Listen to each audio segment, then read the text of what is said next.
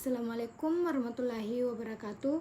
Perkenalkan, nama saya Mas Rianti, NIM 2314110009 dari Prodi Rekayasa Perangkat Lunak. Dari video kali ini, saya akan mengevaluasi materi matematika diskrit yang dibawakan oleh Rini Indrayani. Kita harus tahu terlebih dahulu matematika diskrit itu apa sih? Jadi, matematika diskrit itu cabang matematika yang mempelajari objek-objek yang memiliki jumlah elemen yang terbatas atau tidak berhingga tetapi dapat dihitung. Matematika diskrit itu berbeda dengan matematika kontinu yang mempelajari objek-objek yang memiliki jumlah elemen yang tak berhingga dan tak dapat dihitung. Kenapa sih kita harus mempelajari matematika diskrit di Prodi Rekayasa Perangkat Lunak? Jadi, kita harus mempelajari matematika diskrit ini karena merupakan ilmu pondasi dalam pendidikan informatika.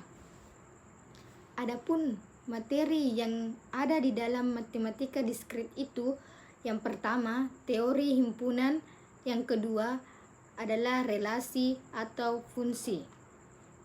Yang pertama kita bahas itu yaitu teori himpunan. Himpunan atau set yaitu bentuk dasar matematika yang paling banyak digunakan di teknik informatika. Himpunan atau set adalah kumpulan objek-objek yang berbeda, di mana objek di dalamnya yang disebut elemen, unsur, atau anggota. Contohnya yaitu HMPS RPL. HMPS RPL adalah sebuah himpunan. Di dalamnya berisi anggota berupa mahasiswa. Tiap mahasiswa berbeda satu sama yang lain. Adapun notasi himpunan dinyatakan dengan huruf kapital yaitu A, B, C. Sedangkan elemen dengan huruf kecil A, B, C atau 1, 2, 3. Contoh himpunan di kehidupan teknologi yaitu file di dalam komputer, di mana file yang tersimpan di komputer Anda membentuk sebuah himpunan.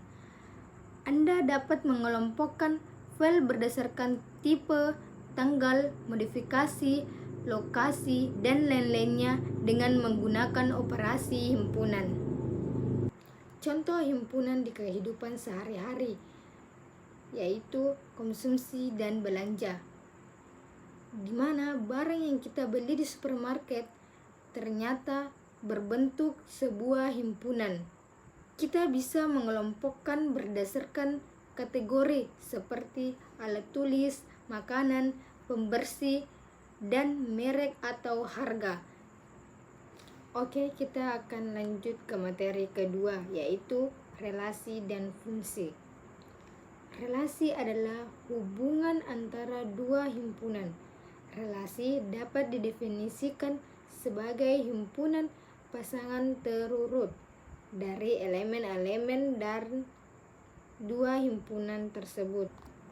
Misalkan A dan B adalah dua himpunan relasi R dari himpunan A ke B didefinisikan sebagai himpunan pasangan terurut dalam kurung A, B balas kurung. Sedemikian sehingga A kecil elemen A besar dan B kecil elemen B besar. Adapun sifat-sifat relasi yaitu refleksi, menghantar, setangkup, dan tolak setangkup. Selanjutnya fungsi. Fungsi adalah relasi yang setiap elemen dari himpunan dominannya memiliki tepat satu pasangan di himpunan kodomainnya. Misalkan A dan B adalah dua himpunan fungsi dari himpunan A ke himpunan B. Definisikan sebagai relasi R dari himpunan A ke himpunan B.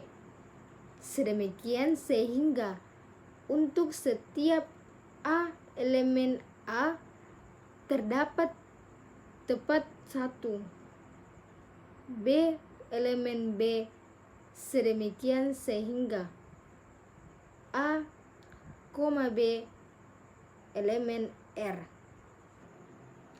Contoh relasi dan fungsi di kehidupan sehari-hari.